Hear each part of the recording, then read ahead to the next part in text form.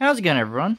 So in today's video we're talking about, well, showing here the best team to use for, what do you call it, the Vegeta Battle Gauntlet?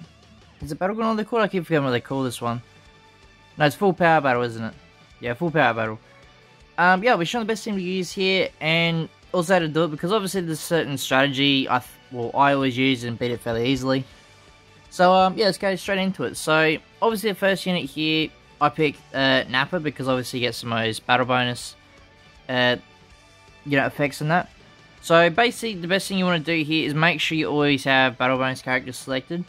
Then it makes it easier to sort of pick. So if you don't have Nappa, another good unit you could use is probably this Vegeta here as well. He could help out a fair bit. Obviously not as much as Nappa, but I guess it's sort of a next resource thing. Or obviously you use Bullet and Vegeta assist, right? So any of them battle bonus characters obviously can help out a lot. You could obviously use more of them. Like, if you don't have, like, you could also use maybe, I mean, UI Go could work out well. Because obviously this slot here is, like, your attacker, right? The rest are just, what do they call them? Comrades or assists, whatever you want to call them. And then, yeah, for your support members, just select, an auto select. Best thing to do. Like, then you get, your ability bonus will be fully up. And then equipments, it doesn't really matter too much, just as long as it helps out the unit, right? Then I've also got UI Goku as the second party slot leader here. Same thing, equipment doesn't really matter too much, just sort of help out the unit as best you can. And yeah, support members, same thing, I just did auto. Best ability bonus, right? Yeah, if you don't have him, you could obviously use the Goku that got his Zenkai, the Super Saiyan 3 one.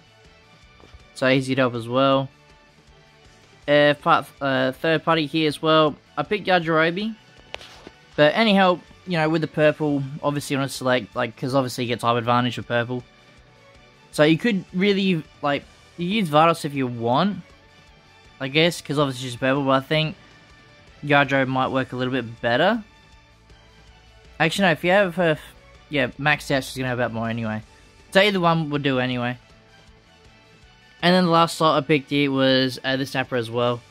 You could pick Whis, because he does have a bit more damage, but I mean, probably Whis might have been better. You know what, I'm actually going to switch. We'll quickly switch just to show that Whis can help out a fair bit, because obviously it does have more power level, right? So, this should be fine. I don't think we'll have an issue at all. The first two difficulties I cleared with ease. But, yeah, again, you can, depending on, I wouldn't say luck, but depending how your situation goes, you could definitely struggle even with this team I got. Mainly because Power Battle can be very, also relentless, depending how well your cards are, for example. So in this first phase here, I guess there's sort of technically phases, you want to get as much damage as you can get done, right? And then another thing you want to look out for as well is, what do they call it, a rush card I think they call it. I always forget the cards, but yeah, I think it's an all-out rush card, and you'll see it's like basically, I think there's a blast one and a strike one, and it has like a little sparking sort of effect on the outline. Now, the main reason why you want to keep them is they do a lot of damage, right? And another thing you want to aim for as well is make sure your Rising Rush is ready as well, just in case, which we'll show in a minute why it's so important to have. And the main reason is Vegeta gets a guard, right? And basically, if you don't get break his guard before, the timer runs out, basically what happens is he does a lot of damage. I mean, we might have to actually revive with Nappa. I don't really want to show it, but I mean, even here, he can do a fair bit of damage, right?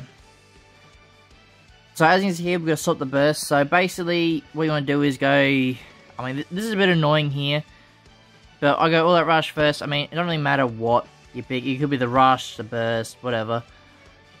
But as you can see here, in a minute, you'll see a lot of damage. Like, whoa, maybe not actually. Did they buff this Vegeta? I suppose we did get debuffed a fair, but that could be the problem as well. So, we should be fine. I don't know, the past two stages I did it in 2 shots, but maybe because I got debuffed a fair bit as well, I'm not too sure. Will we get... Oh, okay, he must have debuffed a fair bit then, so... I don't really want to use the Rising Rush.